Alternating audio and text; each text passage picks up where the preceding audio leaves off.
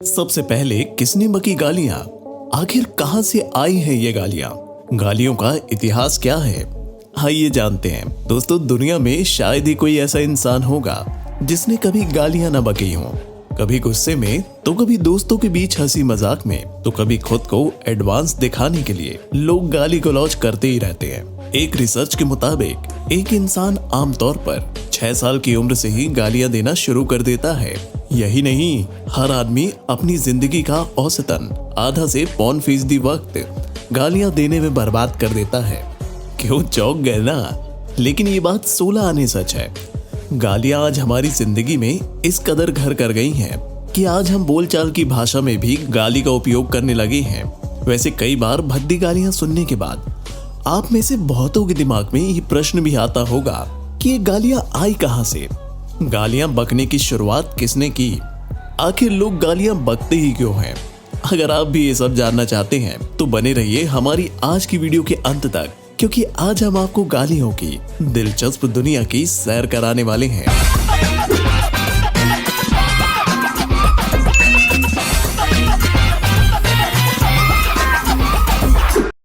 दोस्तों, अगर बात करें अपने भारत की, तो क्या आपने कभी गौर किया है आज हम अपनी बोलचाल में जिस तरह की भद्दी गालियों का इस्तेमाल करते हैं, वैसी गालियां हमारे किसी भी प्राचीन ग्रंथ या महाकाव्यों में आपको देखने को नहीं मिलेंगी। महाभारत जैसे महाकाव्य में, जिसमें इतिहास के सबसे बड़े युद्ध का वर्णन है, उसमें भी ऐसी किसी प्रकार की भद्दी गालियों का प्रयोग नहीं हुआ है। इतना भीषण युद्ध, इतनी मारकाट, भयंकर क्रोधाग्नि में जल रहे लोग भी एक दूसरे के लिए ऐसी भद्दी गालियों का प्रयोग नहीं करते थे।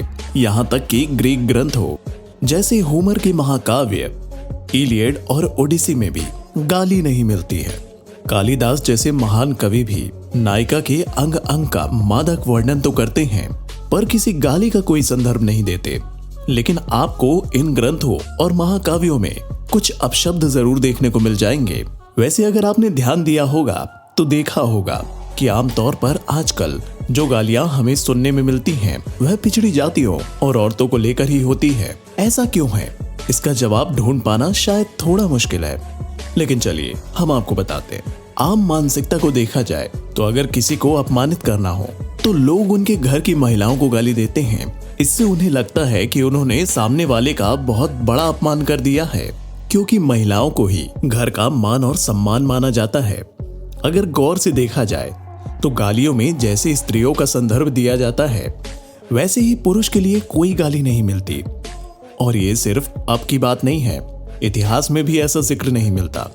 लेकिन क्या आपने कभी सोचा है कि आखिरकार महिलाओं के नाम पर ही गालियां क्यों बनाई गई? गालियों की भाषा में औरत और उसके शरीर या उसके रिश्ते का इस्तेमाल होता है। कभी हिंसा में तो कभी सेक्सुअल तंज में लोग महिला के नाम पर ही गालियां देते हैं। हालांकि कई शोध ये दावा करते हैं कि हर संदर्भ में गाली का मकसद एक जैसा अपमानजनक नहीं होता। वैसे आपको बता दें कि गालियों का इस्तेमाल सिर्फ हमारे भारत में ही नहीं, बल्कि विदेशों में भी धड़ल्ले से दी जाती है। लेकिन हमारे भारत और यूरोपीय गालियों में काफी फर्क होता है। उदाहरण के लिए, बहन के नाम पर दी जाने वाली गाली भारतीय लोगों में ज्यादा लोकप्रिय है, लेकिन उसका कोई भी यूरोपीय संस्करण आपको देखने को नहीं मिलेगा।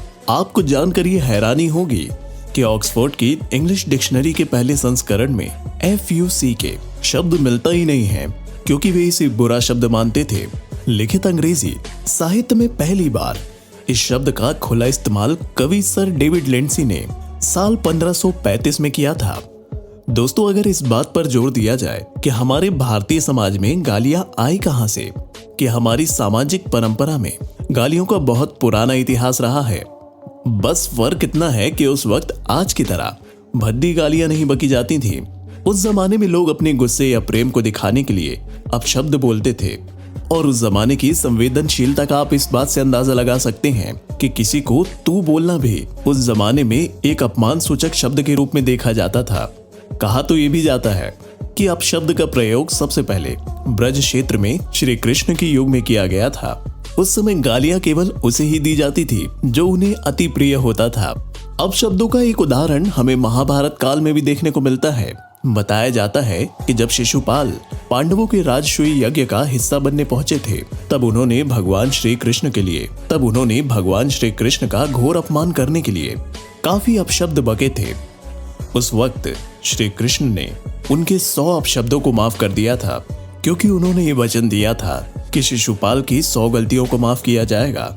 लेकिन 100 अपशब्दों के बाद भी जब शिशुपाल नहीं रुके, तब भगवान ने सुदर्शन चक्र चलाकर उसका वध कर दिया था।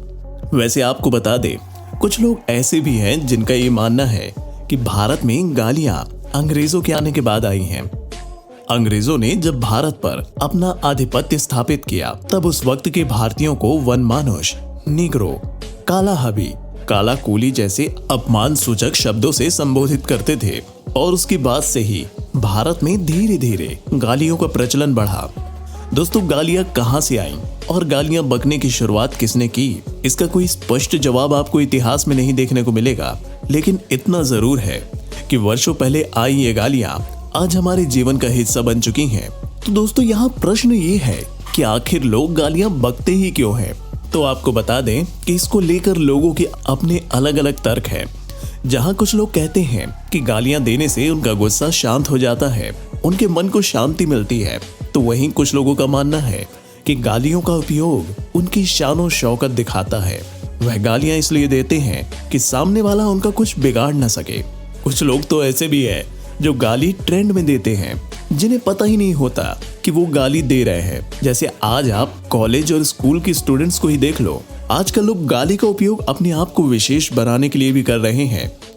जैसे मान लीजिए, अगर आप किसी लाइन में लगे हैं और वहां कोई शख्स आकर बीच में लग जाए, उसी वक्त यदि आप गाली देकर उस व्यक्ति को लाइन से निकाल दे, तो आप सभी लाइन वालों के लिए विशेष बन जाएंगे, जैसे कि आप ही हैं जो वहां के बाहुबली हैं। वैसे दोस्तों, गालियों को लेकर आपकी क्या राय है, कमेंट में अपना जवाब जरूर दीजिएगा। लेकिन हाँ, राय ही दीजिएगा, गाली मत दीजिएगा। तो दोस्तों, आज के लिए फिलहाल इतना ही। उम्मीद है वीडियो आपको पसंद आई होगी।